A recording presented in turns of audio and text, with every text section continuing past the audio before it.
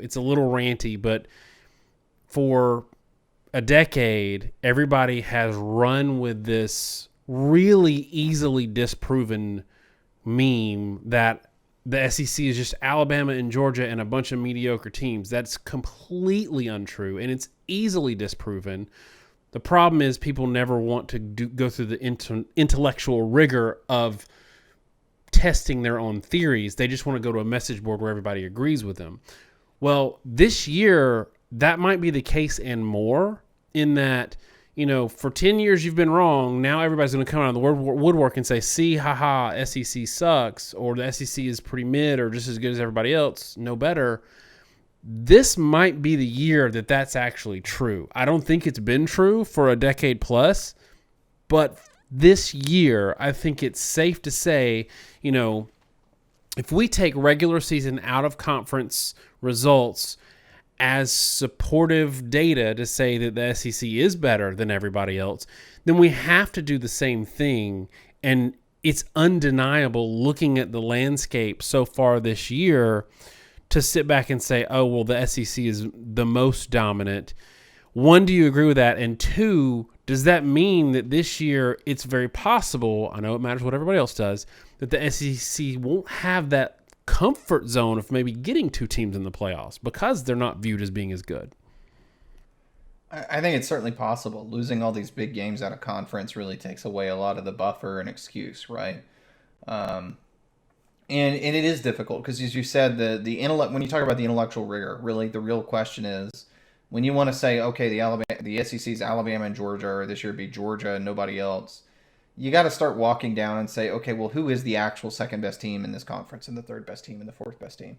Because at this point, it does look like LSU lost to the best team in the ACC, and I don't know where LSU's at, but I think I have a feeling that even after that Texas game, if LSU played Alabama, they'd probably be ranked higher. Texas beat Alabama in a game they kind of ran away with very late, but what was a very close game through the fourth quarter. Texas is going to be favored in every game they play the rest of the year in the Big 12, if I had to bet. Utah over Florida. I don't know where Florida ranks in the SEC, but it's not very high. So there is a little bit here where the SEC schedules all these big out-of-conference games, and they usually win them, which gives them a cushion. This year they've lost them, but they've also kind of been losing. They happened this year to play all the best teams in the other conferences. And unlike, we talked about last season where the SEC had beat 5 Power 5 champions, and I think they might have been counting one twice. This year, they lost all those games, but they were losing to teams that have a very good shot of winning all of the respective conferences. And so I don't know if that means the depth is bad, or if it just means that maybe Georgia's the only team that can play at that level. Or if it means that LSU and Alabama, for example, with so many new faces, they may well be different teams by the end of the season. They both have the potential to make changes at quarterback, for example. So I think it's fair today, maybe not fair long term. But we do often say, right, these games at the beginning of the season matter, and they have to matter. I mean, you have to count them like you do everything else. And every other team is going to improve too. I just think that, let me put it this way, this is kind of an interesting year because a lot of the SEC teams have more turnover than teams in the other conference, just the way that it falls. And, like that, particularly that Alabama-Texas game, really felt like that was Alabama in week 2 form that isn't gelled yet, and Texas in late season form. And Texas did return a lot of players from last season. You can say it's predictable, but it often hasn't been. So is Alabama slipping, or is this just not the Alabama team you have at the end of the year? I don't know. But it definitely flips on its head a lot of the narratives that we usually have at this point in the year. Yeah, I mean, I think the data matters. I think that, it's totally okay to change your opinion as you get more data. But to me, it looks like, anecdotally, with the games that we've had, that the SEC has taken a step back this year. And that's the thing that we do on this show, is we are intellectually consistent. So we're going to say, hey, if in the stat last year was, I believe, 5 non-SEC champions had 5 wins over Power 5 conference champions. And that's the thing, is like, if you've got teams that are like fourth, fifth, sixth best beating Power 5 conference champions, then you can't say the middle of the conference is just as good as everybody else's, because the middle of the conference is beating conference champions. This year, yes, Florida State might be the best team in the ACC, but also North Carolina didn't look great today, and they dominated South Carolina last week. And so some of the Alabama very well may be one of these teams that turns out to be really good at the end of the year. LSU might turn out to be really good at the end of the year.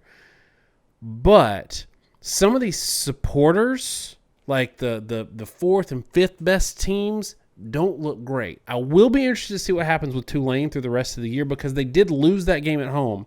I don't think 37-20 at all indicates on that game and how it went.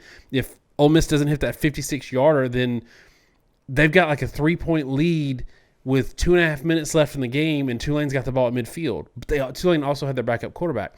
But I'll be interested to see how that goes, because if Ole Miss drops a couple games in conference and Tulane wins a bunch of games against bad G5 teams, what are the pollsters going to do? But the rest of these supportive teams don't strike me as teams that are going to get way better. Auburn not going to get way better. So to me, based on the information I have now, I'm not nearly as high on the SEC as I have been in years past. And look, it's going to happen. Like Kentucky today, they look terrible against Eastern Kentucky. So at some point it's going to happen. And Josh, here's another place that I think you can sink in a little bit. The SEC for a long time won on defense and physicality, being bigger and faster than everybody else. The rest of the country's kind of catching up with that, The one thing then, we went through a transition where the SEC had better quarterbacks than everybody else. And it feels like this year that multiple cycles of first-round quarterbacks has really taken its toll and finally caught up with the SEC, where the quarterback play doesn't feel like it's as good as it's been in the past, at least not in week 2. Well, there's a lot of layers to that onion to try to unpeel, but I think the first thing you have to say, right, is the SEC's argument always was, look, our second-tier teams are playing your conference champions and win games, so it's, we've got this argument about being superior top to bottom. At the very least, that rug is out from under them, right? They lost those games. You cannot make that argument. You maybe can make the argument that your second or third-tier team would have beaten their second and third-tier team had they played, because we were competitive with the best teams in your conference. But that ain't the same argument, right? Texas A&M losing to Miami by 15 matters. And I do think you're right in some ways, maybe not as right in others. You talk about the size and speed catching up. Look, recruiting is what it is, and the SEC still has a big edge in recruiting. This is where the discussion of down year versus catching up comes into play, because I do think it's probably more apt to say this is a down year. They haven't been getting out-recruited. It's just there are a lot of these teams with a lot of pieces that are missing. And many times they've actually looked more physical. Tennessee, in their games, has looked really physical, even if when they've been shaky in certain aspects. And I think that's true for a lot of teams, right? Maybe the best way to put it is really hinging a lot of it on quarterback play along the issues there. And this is where I'm at, and maybe we could make this a transition because I think it's an interesting talking point. I'd like to walk through the quarterbacks of the SEC and talk about the issues they're having, because I do think the issues right now with SEC teams and a lot of these losses come down to quarterback. And if we walk through some of these games, there are a lot of very particular things that are going wrong with each one of these teams that are really hindering each and every team individually for different reasons. And it's a big reason why I think the SEC feels down right now. I think just without looking at every team, just going freewheeling, shooting from the hip, Josh, off the top of your head, can you name a quarterback in the SEC that would really concern you if you had to go up against them in a national championship type setting? Meaning you've got a really good defense. Quarterback alone or quarterback tied with the rest of the team? I mean, that's fine. Quarterback tied with the rest of the team. So I think the answer... The rest of the offense. Yeah, I was kind of thinking it's hard to separate them. I think the answer is no. there. I'm not sure what this says, that KJ Jefferson in some ways is the scariest quarterback in the conference right now. And they struggled today with Kent State. I think it was Kent State. Yeah, the rest It's of one the those. team's not great, is the thing. I actually don't think Jaden Daniels is nearly as bad as he gets credit as he's getting heat for. His offensive line isn't great, and it causes a lot of problems. I actually think in a lot of ways he was what caused LSU to function versus FSU. He doesn't throw the ball downfield much, or maybe to some degree particularly well, but I think that may be more a function of the amount of time he had than anything, and I think that's a little unfair. But I still don't think he's a particularly high level quarterback. Like I can't point to anybody in the SEC and say that's a high level quarterback. But I mean, I'll flip that around to you and say too, how many guys nationally scare you? Ewers played well today. Caleb Williams looks like Caleb Williams. I mean, he did some interesting stuff, but he's such a phenomenal talent that he makes crazy plays left and right. He's kind of what Jalen Milroe could be if Jalen Milroe was a more refined passer from a technique and read standpoint. Shador Sanders needs a lot of credit. That's probably a game we want to spend a minute on later. But like in the Big Ten, I don't know. Aller early in the seasons looked great, which is that's about it. Aller looks good. I think Drake May, Hartman has looked good this year. I know you're not as high on him, but like even look at the transfers into the SEC. Thorne at Auburn, he's mid. Leary, we were low on him when he was doing really well at North Carolina or NC State. He was getting some hype, but he was getting hype as a guy that was like a 7.2 yard per attempt dude. Was not impressed with him as a transfer. The Oklahoma State Sanders didn't even win the job over Dart at Ole Miss, who's good. I think Dart is a decent quarterback. But to me, all of this discussion, it's pretty clear that there's nobody that's great. And for a while, the SEC had a lot of great quarterbacks, like multiple quarterbacks in any given year. Like you might beat a team 55-50, because they don't have a good defense or whatever, but they got a quarterback. They've got wide receivers. And to me, it feels like there's a couple of things. There is a dearth of talent at quarterback. We are coming out of this era where RPO spreads were just dominating defenses. But also, can we name a great offensive line in the SEC? Georgia remains to be seen. Alabama had a lot of hype. We haven't seen it this year. So that's one of those trenches things that the SEC has always kind of had an advantage. I'll give you down year. Like maybe I spoke too soon to say catching up. I'll give you down year at least. But is there like where's the talent gap that the SEC has afforded itself over the years? Where is it this year? I don't see any team having a huge lead over anybody else. Well, the one thing I will say is defensively, even in a lot of these games, they've held up pretty well for a while, even if they folded late. It's just offensively, they've struggled enough in these games that it's eventually broke for them. Maybe with some exceptions. And let me take the point here. Do you mind if I walk through right now? Because I kind of want to walk through the different quarterbacks in the SEC and talk about the problems I see, because I think there's several of those games that were interesting and several of these quarterbacks that I think there's interesting problems with. And I do want to kind of talk about them in brief. Do it. Go crazy, but go crazy real quick because we're running long. Yeah, I know. But this is just a point that I wanted to make. Several of the quarterbacks in the SEC this past week really struggled, and it really is striking to me why they struggled and how they struggled. Some of which was predictable, some of which wasn't. Jalen Milroe was the first one in the Alabama game. He's a boomer bust quarterback in the sense that he throws deep pretty well, and he doesn't do a whole lot else well at this point. In terms of his decisiveness in the intermediate passing game, he can hit the throws. You can see it when he completes them, but he just doesn't process and act decisively enough, doesn't run well enough, and that really is a limiter in their offense right now. The next one I saw was Tennessee. Now, this was more predictable. We were even on a couple shows. I think it was on a podcast for Ohio State, and they asked me the team that I felt like was least likely to go to 9.5 wins. I know I was responding to the solid verbal online. And my answer was Tennessee because Joe Milton has been inconsistent his career. It's still there. He started the game against Austin Peay 1 for 6, and people can say, well, their guys were dropping the ball. Well, they're dropping the ball because they're running this way and trying to catch it over here like this, and he's throwing at 90 miles an hour, so you don't have a chance to turn your body. You don't have a chance to put both hands on the ball, and all you can get is your fingertips on it.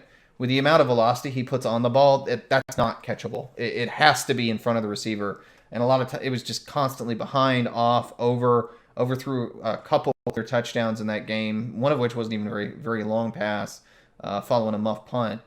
So that was something, again, kind of predictable. Same sort of stuff we'd seen. We'd seen Milroe before. We'd seen Milton before. It's the same problems we'd ever seen with these guys. Connor Wigman, there's a lot of assumptions that they were going to come in and they're going to get Bobby Petrino and Wigman's going to look like a different guy and the offense is going to look different. It didn't look that different. And Wegman, I don't know if the offensive coordinator couldn't change the mind of how he's operating the offense, but I think it's much more likely it's just who he is. They were bringing pressure off the corner repeatedly. And when you bring a corner blitz like that, there is a hot read and there is a protection shift that are supposed to happen. It is usually on the quarterback to identify the corner blitz and either throw hot or shift the protection to deal with it. Most of the time, he didn't even see it, and he's throwing the opposite direction, which shouldn't happen unless it's a very quick throw. That's a quarterback problem. It was the same kind of stuff we saw last year. He still takes a long time to process and get the ball out. Yeah, he's a 5-star when he has time and can throw it a target, and you can see why the ratings were as high as they were as a recruit. But in terms of his actual in-game functionality, it's not there. Leary, we talked about, was like a 7.2 yard per attempt passer most of the time at NC State. You still kind of see it. He's clunky. The ball comes out slow. Kentucky doesn't have high-end talent to surround him at that great of a level, and a lot of the competitions they play is better. Though, Eastern Kentucky's not necessarily one of those teams. Ole Miss, Jackson Dart is who he is. He's reasonably good. He's not overly consistent. Thought it's interesting that Spencer Sanders hasn't gotten more of a look there, which I think is telling in terms of who he is. And we can keep going on and on, right? Florida, they beat up on McNeese State. LSU beat up on Grambling State. But those are bad teams. And a lot of the other teams like Missouri, they don't have good quarterback play. Auburn, I don't know that they have good quarterback play either, though that game is actually happening as we record. So all across the conference, there are a lot of quarterbacks that have very particular issues. They're the same particular issues they had last year. All of us thought they would work and improve, but the thing that always strikes me, and Milton's a great example of this, Milton's in his 6th year of college, right? And every year we think, oh, he's going to be great. He's going to be great. We hype him. I think there's often a big improvement from year 1 to year 2 with a quarterback. You get a guy that's a true freshman and doesn't know the scheme or system. Yeah, he's going to improve in year 2 when he has a better understanding of the offense. But when you talk year 2 to year 3, year 3 to year 4, year 4 to year 5, I think it's pretty rare that you see big jumps in quarterbacks. Usually they are who they are. The problems they have are the problems they have, especially if they're mechanical or consistency issues. It's like arguing that a 3-point shooter that's a 30% shooter is going to suddenly become a 40% shooter his senior year. It just rarely happens. You throw the ball the way you throw it. You react live the way you react. And the big games usually come because somebody finally understands the system in the second year, like Burrow was an example, or the system is just a lot better. Burrow being an example again. But in terms of the actual QB and his intangibles and the way he throws, they are who they are. So, frankly, I think all of us that are trying to analyze the SEC probably missed this to a certain extent because some of these red flags did exist. But they do exist. And these teams do have problems. And there's a lot of quarterback issues to be sorted. And if they're not sorted, all these SEC teams are going to have a real limiter on how good they're going to be. Yeah, and I think it's because the game has dramatically changed. The NFL has changed along with it, maybe ahead of it. But you don't win anymore, at least not on a high level and not consistently, by just being a tough squad, by outworking everybody in the weight room, by having slightly better players than everybody else. Schemes are so good now, and so much is out there in terms of information that if you don't have a really good to elite quarterback, you are going to get exposed multiple times throughout the year. You might still win a bunch of games, but you're not going to win championships. And, it's not just having a first-round talent, because Florida had a first-round quarterback. Georgia did not. But it's about having a quarterback who has tenure in a scheme that fits him really well. And we saw this at Georgia. We see this with Quinn Ewers tonight. We see, people forget that Mac Jones played under Sark for some time before he blew up in 2020, right? So I think that there's two pieces there. There is the raw talent at QB, but there's also an offensive coordinator that stays somewhere long enough to build a good rapport and relationship with a quarterback in a system. And it seems like that's another thing where, Josh, we talk about the SEC having a down year, or maybe people are catching up. It's hard as hell to sustain success in this sport because good coordinators will take head coaching jobs, and they should. And so, it's a Christmas miracle that Saban has been able to stay as consistently good as he's been. But we're going to see in Georgia what happens when Monken leaves, when, Lanning leaves. Defense might still be okay, but we're going to see if losing these people that were really cornerstones of your offense and your approach and your advantage over other people or other teams is sustainable to lose them or not. And I think that that's one of the great equalizers. The other thing that we haven't really talked about is the transfer portal and how that might present an opportunity to equalize talent a little bit at the upper echelons across college football. I'm shocked that Alabama didn't get a really good quarterback out of the portal this year. But I could see it. Like if the quarterbacks on campus don't work out this year, I could see them going and grabbing one next year. But in the same vein, Deion at Colorado might be changing that game a little bit. We saw, Caleb Williams go to USC instead of an SEC school, followed his coach over there. So, Josh, that might be another area where you look at the recruiting rankings out of high school and the SEC is still there, but when they're losing all of their great coaches, all their coordinators, and the other talent from the transfer portal is getting dispersed, maybe the rest of college football is catching up. Well, I do think that's an area where the transfer portal really muddies the advantage of recruiting rankings, right? Because a guy may be a 5-star, but often those 5 stars that transfer are guys that weren't very good.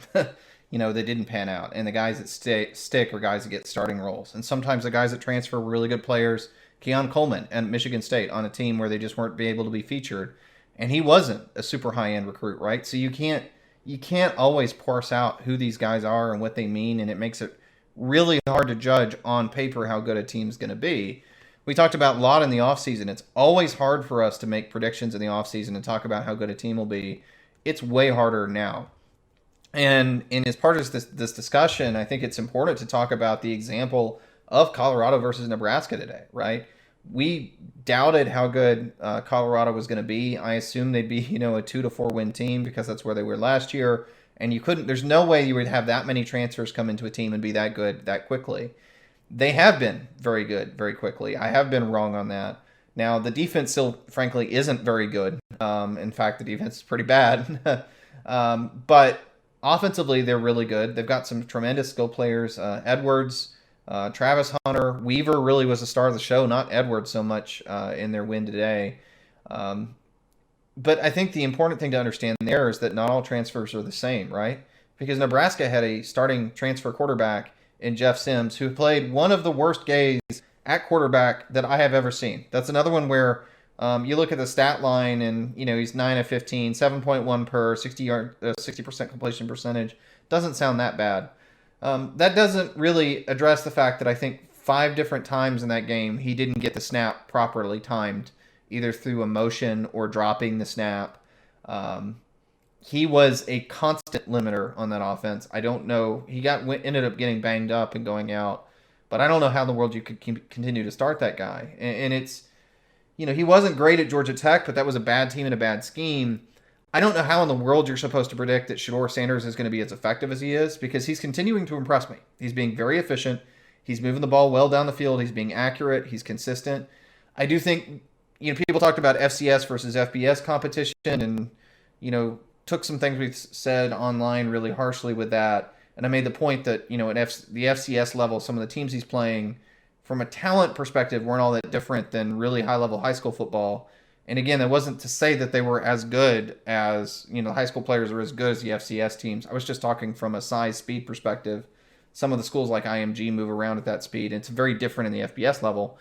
Well, what you're seeing from Spencer Sanders right now is he's still learning. He took 8 sacks in the Nebraska game because he's still learning. He stepped up in competition, but he's still clearly better than Jeff Sims. Jeff Sims has played teams at this level, and he looks lost.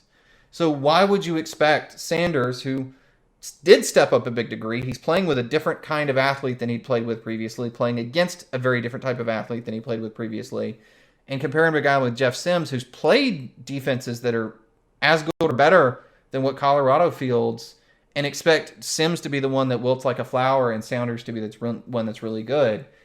That's a problem. I mean, I don't know how you could ever predict how this is going to turn out. It is added.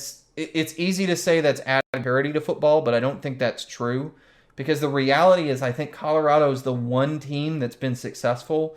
I think in large part that's because Deion Sanders had everybody wanting to come to Colorado, and there were a lot of players that he selected and a lot of players he turned down. You know, I read a statement where he was talking to Trey Sanders of TCU, who's an Alabama transfer, and he mentioned that, you know, Sanders wanted to go to Colorado and he turned him down because he has a really bad injury history.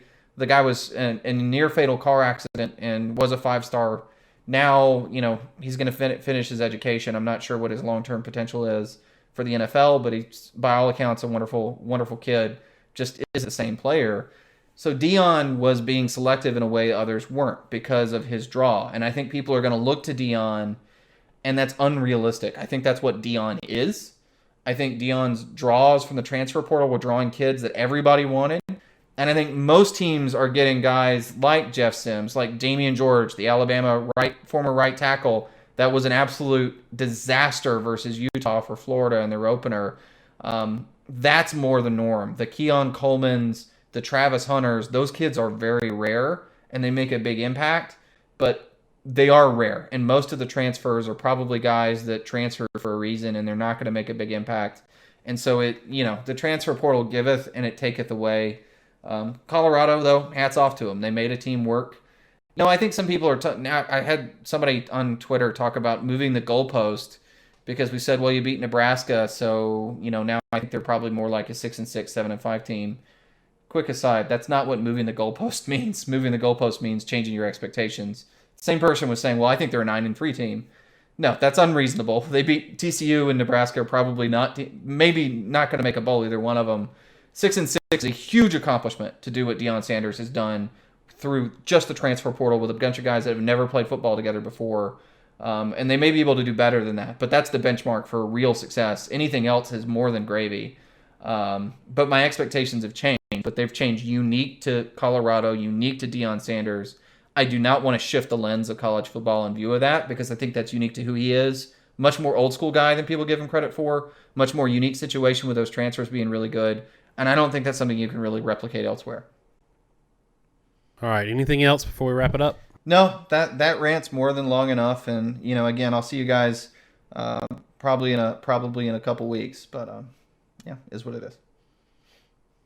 All right, thanks so much for hanging on this long. Remember, we're going to release something Tuesday that's a little off schedule. It's contained. It's not going to have any Google juice in it, so watch it. You'll love it. It's one of the better things we've done in terms of going deep on statistics and rankings, and it's actually got highlight videos in it, which is pretty rare for us. Thanks so much, y'all. Have a great week. Like and subscribe. God bless.